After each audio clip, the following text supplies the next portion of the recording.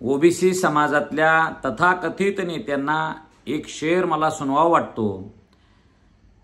कांच के घर में रहने वाले दूसरों के घर पर पत्थर फेका नहीं करते, ह्या म्हणीची आठवण तुम्हाला आता यायला पाहिजे आणि येणार आहे। 23 मार्च 1994चा GR हा अनधिकृत आहे, ही मागणी गेल्या काही वर्षापासून आम्ही लावून धरलेली आहे। काल मनोजदादांनी सुद्धा त्या मागणीचा उल्लेख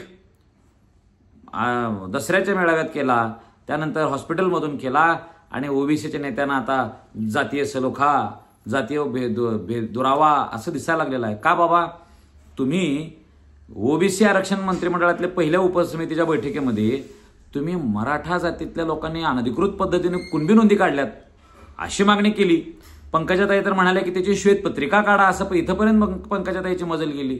का हो ताई, 1994च्या या GRच्या माध्यमातून वंजारी समाजाला वेगळं 2% आरक्षण कशा पद्धतीने दिलेलं आहे, कुठला आयोग नेमून दिलेला आहे, इंदिरा साहनी जजमेंटने जे काही नियम घालून दिलेले आहेत त्या नियमातल्या कुठल्या अटीची पूर्तता करून हे आरक्षण दिलेलं आहे, हे आता पंकजाताईंनी सांगावं, धनंजयराव मुंडे साहेबांनी सांगावं, छगनराव भुजबळांनी सांगावं।